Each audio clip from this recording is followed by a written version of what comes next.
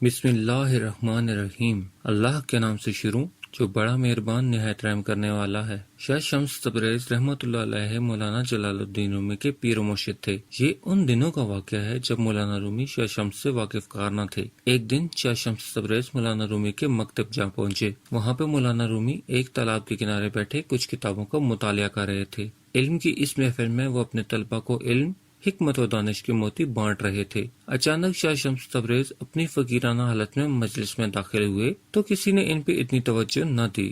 شاہ شمس تبریز مولانا رومی کی خدمت میں حاضر ہوئے اور فارسی میں پوچھا، این چیز یہ کیا ہے؟ مولانا رومی شاہ شمس تبریز کو جانتے تو تھے نہیں، اس لیے انہیں کوئی عام ملنگ سمجھا۔ آنکھیں اٹھا کر انہوں نے شاہ شمس کو دیکھا، کچھ دیر خاموش رہے، پھر بولے، ای آ علم کہ تو نمی دانا آئی، یہ وہ علم ہے جس کو تو نہیں جانتا۔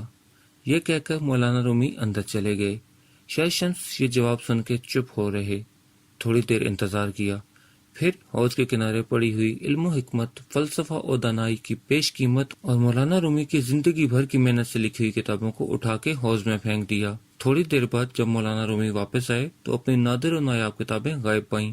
چونکہ شاہ شمس وہیں بیٹھے ہوئے تھے تو ان سے پوچھا گیا۔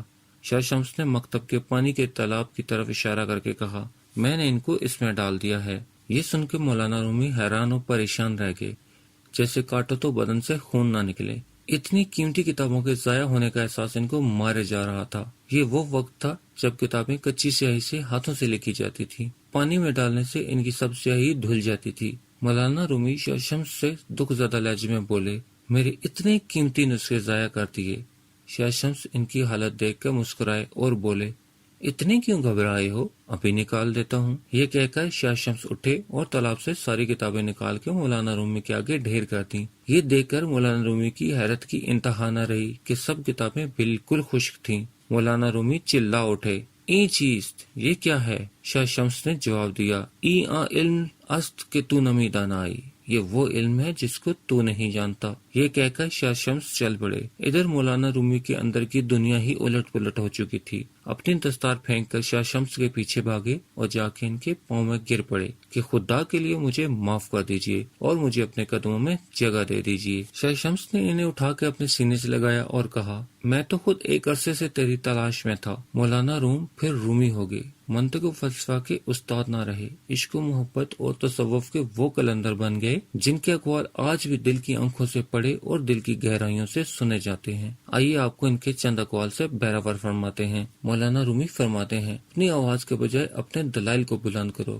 کیونکہ پھول بادلوں کے گرجنے سے نہیں برسنے سے اگتے ہیں۔ پھر فرماتے ہیں، سچائی کے بے شمار رستے ہیں مگر جو رستہ میں نے چنا وہ رستہ محبت کا ہے۔ ایک دوسری جگہ فرمایا، تھوڑی دیر کے لیے قبرستان جایا کرو اور بولنے والوں کی خاموشی دیکھا کرو۔ پھر فرماتے ہیں، روح کے لیے اس سے بڑھ کے کوئی مرض نہیں کہ تو خود کو کامل سمجھنے لگے۔ اگر عظمت چاہتے ہو تو دل میں نفرت کے بجائے محبت کو ٹھکانہ کر لو۔ کسی ولی کی صحبت میں جا کے چند لمحے گزارنا 100 سال کی عبادت سے بہتر ہے۔ فرماتے ہیں، تیری داڑھی تیرے بعد پیدا ہوئی اور سفید ہو گئی مگر تو ابھی تک کالے کا کالا ہے۔ فرماتے ہیں، اگر تو بیکار پتھر ہے تو کسی صاحب علم کے پاس جا، گوہر بن جائے گا۔ پھر فرماتے ہیں، موت کا ذائقہ سب نے چکھنا ہے مگر زندگی کا ذائقہ کسی کسی کو نصیب ہوتا ہے۔ تمہاری اصل ہستی تمہاری سوچ ہے، باقی سب ہڈیاں اور گوشت ہیں۔ رومی اس وقت تک مولانا روم نہ بنا شاہ شمس تبریز کا جب تک وہ غلام نہ ہو گیا، اور تو بھی نیک صحبت کو لازمی پکڑ لے۔ مولوی ہرگز نہ شد مولائے روم،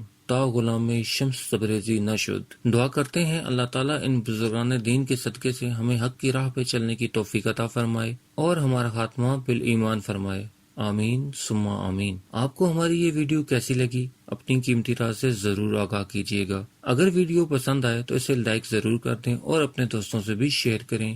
مزید ایسی اور اچھی ویڈیو دیکھنے کے لیے ہمارے چینل کو سبسکرائب کرنا ہرگز مت بھولیں۔ ملتے ہیں ایک نئی ویڈیو کے ساتھ، تب تک اپنا خیال رکھیے گا۔